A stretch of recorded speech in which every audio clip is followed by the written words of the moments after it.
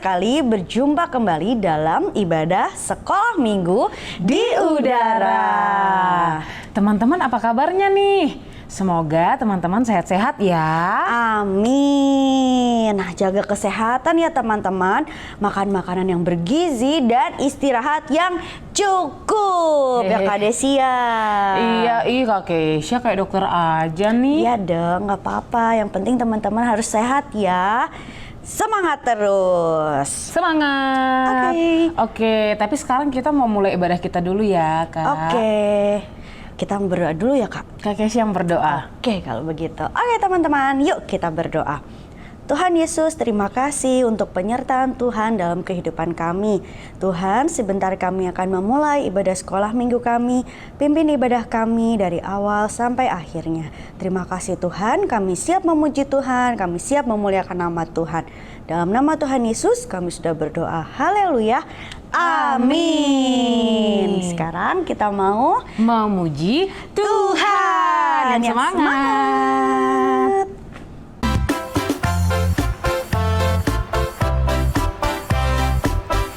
Mari kita bersama-sama memuji Tuhan dengan semangat.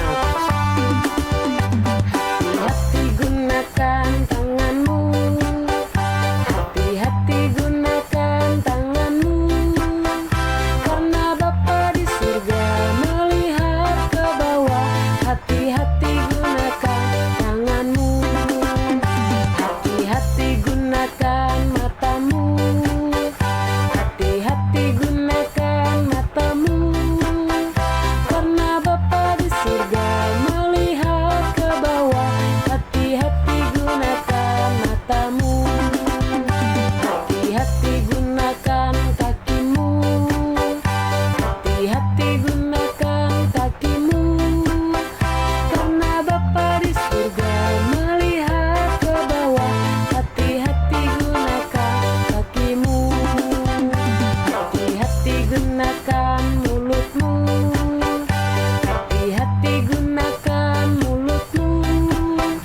Karena Bapa di surga melihat ke bawah. Hati-hati gunakan mulutmu. Karena Bapa di surga melihat ke bawah. Hati-hati gunakan mulutmu. Puji Tuhan. Shalom teman-teman, kita mau belajar untuk menguasai diri ya, nyanyi sama-sama. Hey ya ya, hey ya ya, hey ya ya, hey ya ya, hey ya. Aku belajar, aku bertekad menguasai diri dalam segala hal agar ku jadi prajurit, jadi pemenang yang dapat menguasai diri. Tidak bertindak sesuka hati, mengutamakan kebutuhan dari keinginan sendiri. Melakukan perintah meski tidak suka, menahan diri untuk tidak cepat marah, menjauhi hal yang tidak benar. Hey, yeah, yeah, yeah,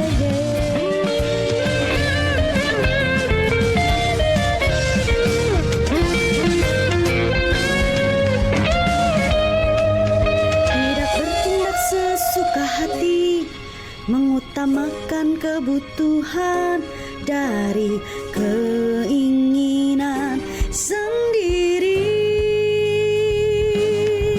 Melakukan perintah meski tidak suka, menahan diri untuk tidak cepat marah, menjauhi hal yang tidak benar.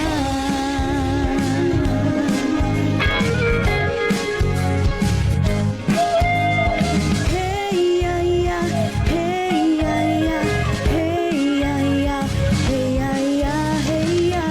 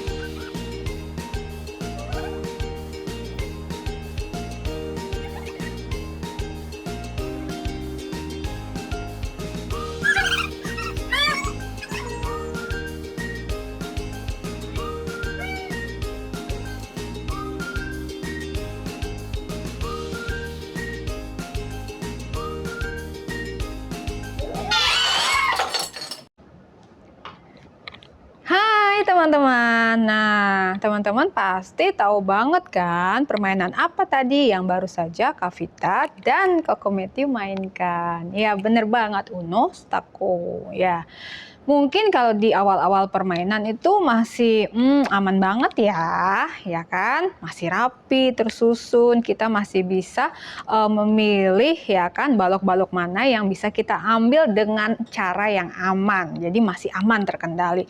Tapi beberapa menit kemudian, wow, udah mulai nih mikir nih ya, mulai berantakan nih dan tidak terkendali. Dan akhirnya apa yang terjadi teman-teman? Roboh semuanya. Nah, teman-teman, kenapa sih Kak Vita ya bermain Uno Stako ini? Padahal kan kita mau mendengarkan firman Tuhan kan? Teman-teman sudah siap kan untuk mendengarkan firman Tuhan? Pastinya. Nah, sebelum kita mendengarkan firman Tuhan, kita berdoa dulu yuk. Tuhan Yesus yang baik, terima kasih. Kami sungguh mengucap syukur untuk waktu ini di mana kami boleh bersama-sama Tuhan kembali mau mendengarkan firman Tuhan, mau belajar firman Tuhan. Tolong setiap kami supaya kami sungguh-sungguh ketika kami mendengarkan firman Tuhan sehingga kami bisa mengerti kebenaran firman Tuhan dan kami mau melakukan kebenaran firman Tuhan di dalam kehidupan kami setiap harinya. Terus pimpin hidup kami Tuhan, terus berkati hidup kami. Di dalam nama Tuhan Yesus, kami siap untuk mendengarkan dan melakukan kebenaran firman Tuhan. Haleluya. Amin. Nah, teman-teman, minggu ini seri terbaru kita adalah tentang penguasaan diri atau self-control. Wah, bagaimana kita mengendalikan sikap kita terhadap suatu hal atau suatu keadaan. Itu yang dimaksud dengan penguasaan diri. Nah, seperti dalam permainan tadi yang barusan kita mainkan. Nah, kalau kita tidak bisa mengendalikan diri ya, kita kan kalau main itu kan tadi Uno Stako atau Jenga ya kan, kita harus punya strategi ya kan, kita harus atur strategi, kita harus mengendalikan diri kita supaya apa? Supaya permainannya agak lama gitu, nggak cepat berakhir gitu kan ya teman-teman.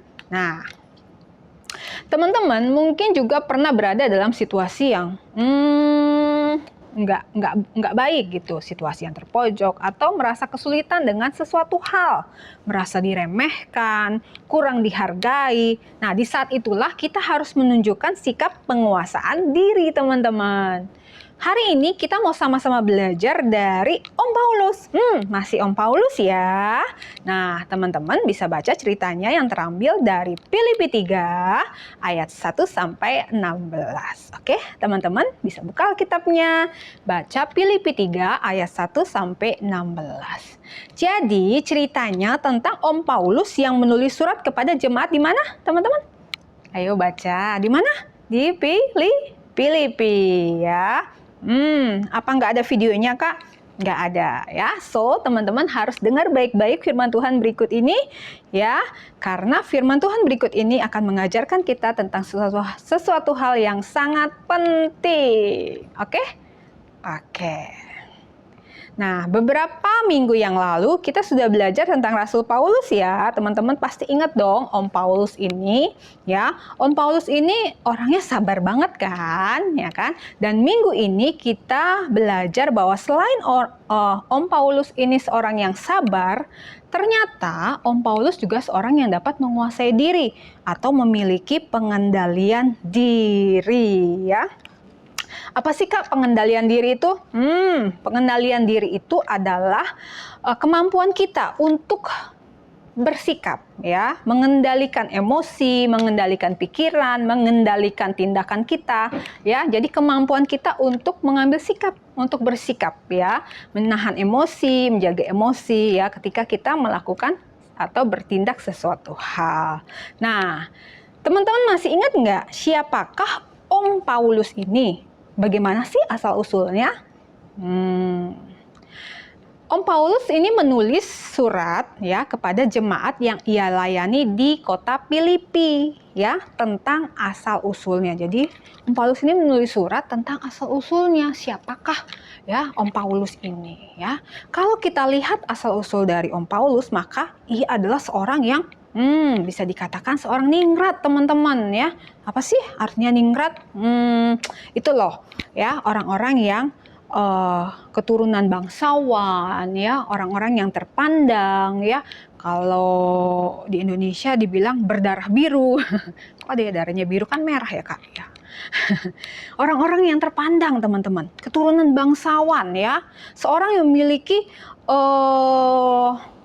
keluarga yang memiliki pengaruh yang besar, ya, yang terpandang dan dihormati. Wah, apa ya maksudnya ini ya Kak? Nah, mungkin ada teman-teman yang di sini keturunan dari raja atau keturunan presiden atau keturunan pejabat, ya, atau keturunan selebritis, artis. Ya, mungkin kalau orang-orang yang tertentu, ya kan, mengadakan perjalanan ke tempat yang tertentu juga, maka biasanya akan ada pengawalan khusus, ya, atau disediakan fasilitas-fasilitas khusus untuk mereka, ya kan. Nah, Om Paulus juga memiliki keturunan yang istimewa teman-teman, ya. Jadi Om Paulus ini adalah keturunan Israel asli dari suku Benyamin, ya. Nah, karena itu orang tua dari Om Paulus ini mendidik Om Paulus dalam adat istiadat orang Israel, ya. Salah satunya nih, ya teman-teman, ia harus disunat pada hari yang ke-8, ya, sama seperti siapa? Tuhan Yesus, ya.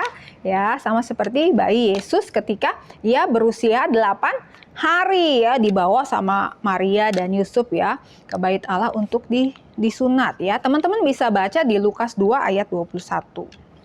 Nah, di samping itu, ya, Om Paulus juga memiliki pendidikan yang sangat tinggi, teman-teman, ya. Wah, orang yang pandai ini, ya. Karena gurunya adalah Gamaliel, ya, seorang guru besar yang terkenal pada zaman itu. Sehingga murid yang biasa langsung diajar oleh Gamaliel itu akan sangat dihormati, lebih dihormati, ya, karena pengetahuannya itu tinggi, ya, sangat pandai, sangat pintar sekali. Dan dia juga adalah seorang Farisi, teman-teman, ya, suku yang terhormat pada waktu itu. Karena mereka amat setia melakukan adat istiadat bangsanya, namun setelah Paulus bertemu dengan Tuhan Yesus, ya, ketika Paulus bertemu dengan Yesus, wah, apa yang terjadi teman-teman? Maka kehidupan dari Om Paulus ini, wah, berubah, totali berubah sama sekali. Ya, yang tadinya itu dia itu bangga banget gitu, ya, bangga banget sebagai keturunan orang Israel asli, ya, bahkan berpendidikan tinggi, dihormati, ya kan, murid dari Gamaliel, wah, kayaknya dia bangga banget. Tapi ketika dia bertemu dengan Yesus tuh menganggap bahwa semua hal yang dia terima, ya, segala pujian, segala penghormatan yang dia terima, ya, itu bukan sesuatu yang luar biasa lagi, tapi itu menganggap sesuatu hal yang biasa aja gitu, ya. Bahkan Paulus, ya, Om Paulus ini menyebut itu masa lalunya seperti sampah, ya teman-teman, ya. Jadi dia bilang bahwa apa yang aku dapati, ya kan, apa yang aku banggakan, ya, itu merupakan sampah, ya, setelah Paulus berjumpa dengan Tuhan Yesus. Wah. Nah, pada waktu Om Paulus menaati perintah Tuhan, ya, untuk menjadi hamba Tuhan, ya, dia harus berjalan nih dari satu kota ke kota yang lain, ya kan. Ini Paulus menaati aja gitu, dia nggak banyak komplain, ya kan, dia nggak banyak komentar, ya kan. Dia tetap taat, ya, walaupun melakukannya seringkali Om Paulus ini diapain? Diejek, dihina, difitnah, dipukuli, ya kan, mendapatkan perlakuan-perlakuan yang nggak enak, padahal dia adalah seorang yang terpandang, ya kan, keturunan ningrat, bangsawan, ya. Tapi dia menerima semuanya itu, ya kan. Dia tidak tersinggung, dia tidak gampang emosi, dia tidak mudah sombong, ya kan. Bahkan ketika Paulus dimasukkan penjara, dia taat, ya. Dia tidak mudah gitu tersinggung, dia tidak mudah marah-marah, tidak mudah emosi, ya kan. Bagi Paulus, ya, bagi Om Paulus, ya, Tuhan Yesus itu merupakan harta yang terindah, ya, yang termulia, ya kan. Paulus tidak mau menukarnya dengan asal usulnya yang tadinya dia bangga-banggakan, teman-teman, ya. Om Paulus ini mengendalikan dirinya untuk tetap rendah hati dan taat terhadap panggilan Tuhan, teman-teman, ya. Mungkin kalau ada yang ngejek-ngejek, ya, pernah nggak ada yang suka ngejek-ngejek kamu, atau ada yang suka hina-hina kamu, atau suka nyinyirin kamu, ya kan? Pasti kamu bilang, kamu nggak tahu siapa aku? Emang nggak tahu? Emang siapa kamu? Nah, Om Paulus nggak gitu teman-teman ya. Om Paulus tetap taat terhadap panggilan Tuhan. Dia tetap melayani dengan setia, dengan humble, dengan rendah hati. Dia tidak sombong, ya kan? Karena dia memiliki penguasaan diri ya di dalam sikap kehidupannya. Nah, teman-teman, bagaimana dengan teman-teman nih ya? Apakah teman-teman bisa menunjukkan sikap penguasaan diri ya? Contohnya yaitu misalnya ada teman-teman yang suka mengolok-olok kamu atau menghina kamu ya, atau suka menyinyir kamu atau mengganggu kamu, membuli kamu gitu. Terus apa yang teman-teman lakukan? Apakah teman-teman bisa bersikap untuk tetap tenang dulu gitu, mengendalikan diri, nggak gampang emosi, nggak gampang marah-marah, nggak gampang balas dendam, nggak gampang untuk bertindak gitu. Apakah teman-teman bisa menguasai diri untuk tetap tenang dulu, ya, calm down dulu, ya kan? Nah, apakah teman-teman bisa bersikap seperti itu? Atau ya, ketika ada teman-teman kamu yang menyakiti kamu atau mungkin mengolok-olok kamu, menghina kamu, langsung deh naik deh emosinya, langsung, kamu nggak tahu ya siapa aku? Emang kamu siapa? Oh, dia aja nggak tahu siapa dia, ya kan? Kok nanya gitu kan? Siapa? Emangnya siapa kamu? Nah, jangan gitu ya teman-teman, ya kan?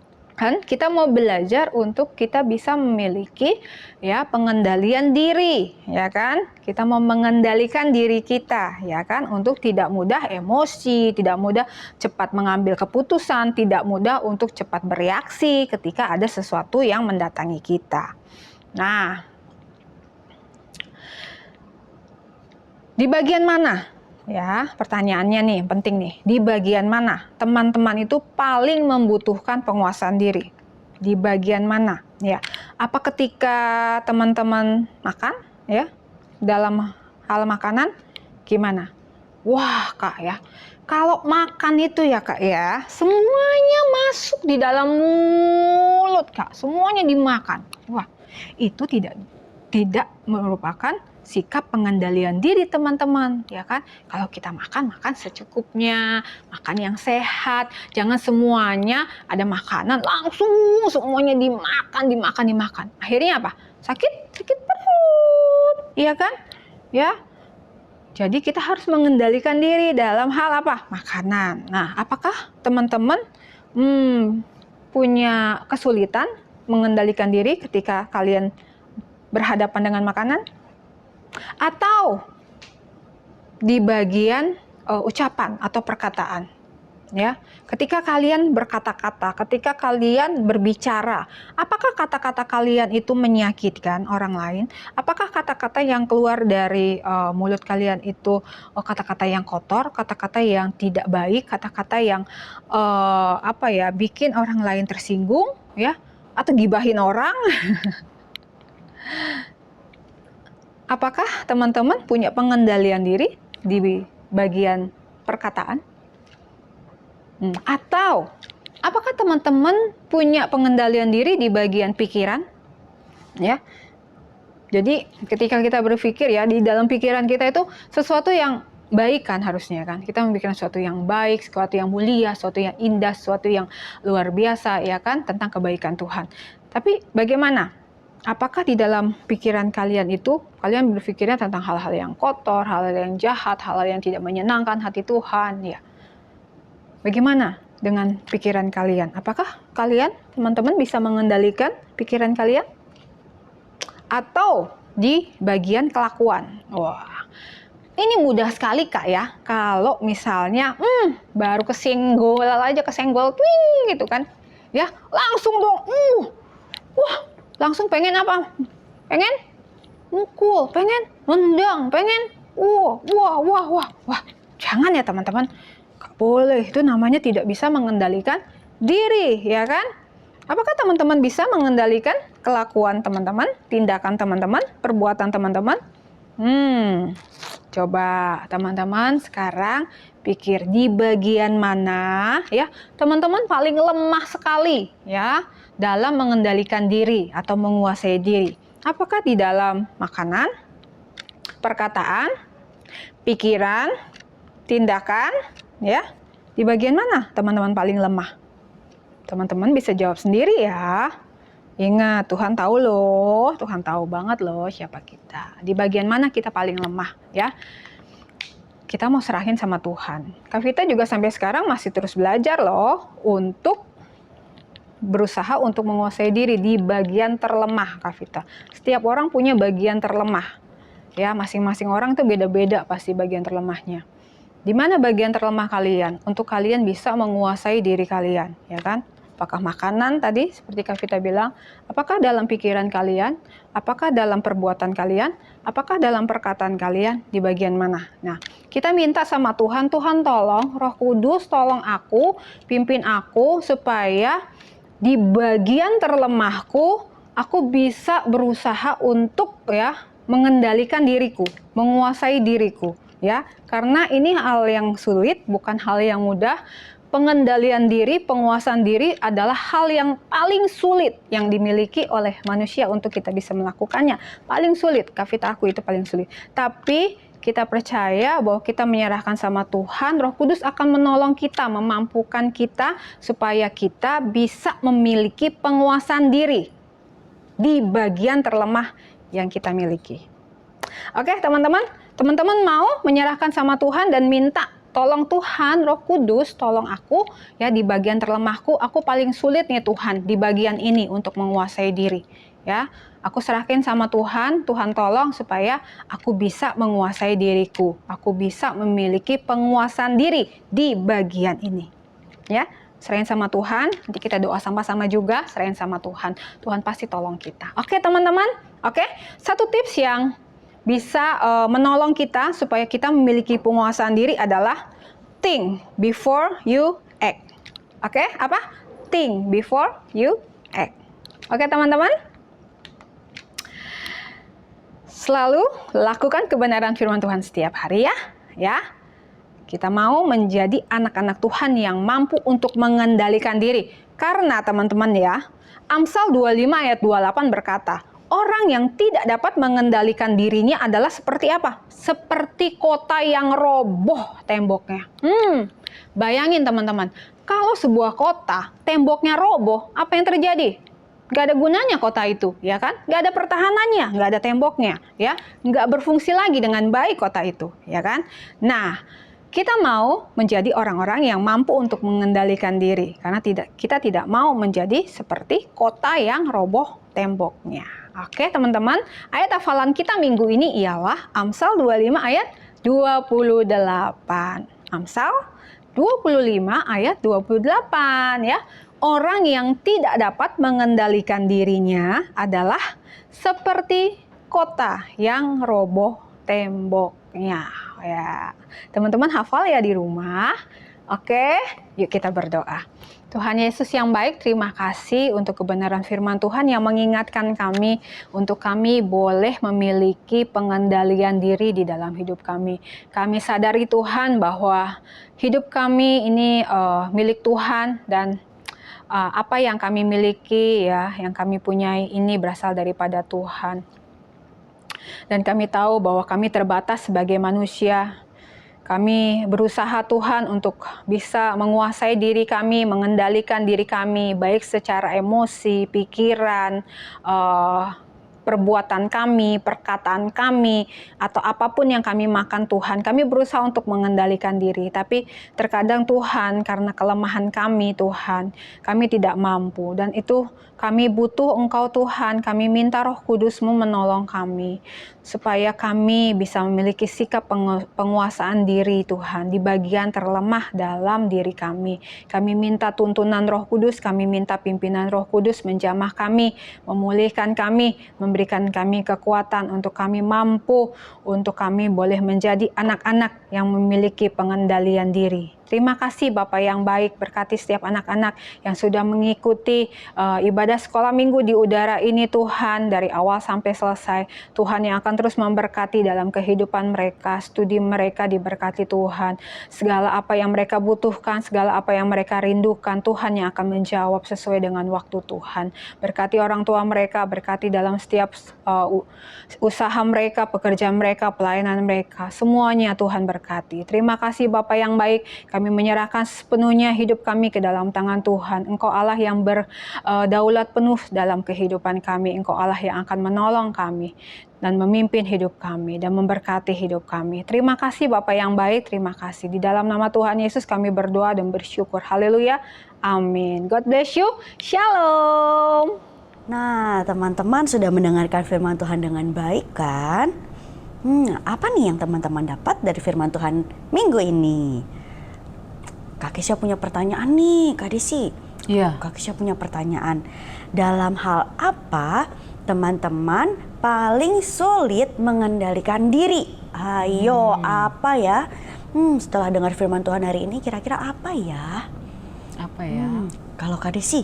Oh, pertanyaan buat Kak Desi juga? Iya. Oke, kalau Kak Desi sekarang lagi belajar untuk mengendalikan emosi Kak Kesya. Oh gitu.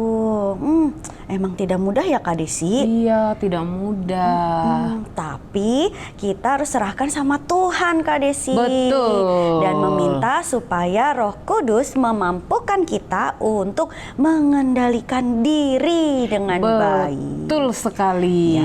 Nah, teman-teman juga semangat ya. Pasti teman-teman juga ada hal-hal yang mungkin susah untuk dikendalikan, tapi serahkan sama Tuhan.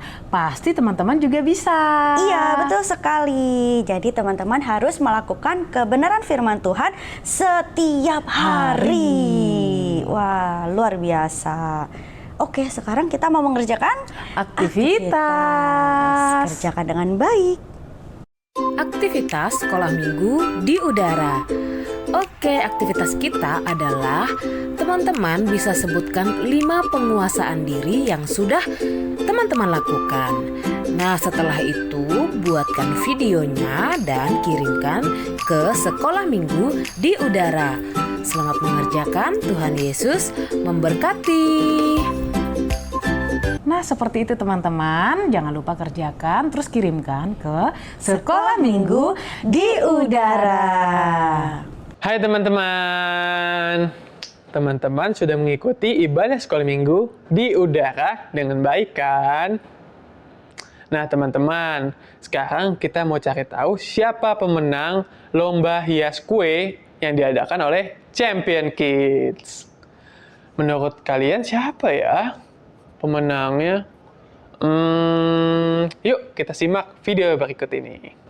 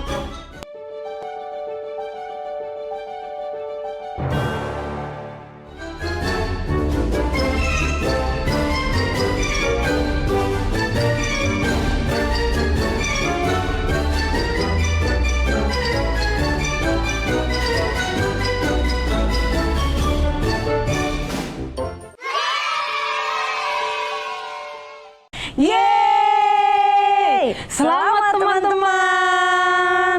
Keren banget Kak Kesia. Iya, keren Luar banget loh. biasa. Wow. Nah, teman-teman yang belum pernah mengikuti event, lain kali kalau ada event ikut ya. Banyak hadiahnya ya Kak Desi ya. Biar sama-sama jadi pemenangnya Iya. teman-teman. Dan seru-seruan bareng. Betul. Oke deh. Ya, ibadah kita sudah selesai. Happy Sunday. God bless you. Bye-bye.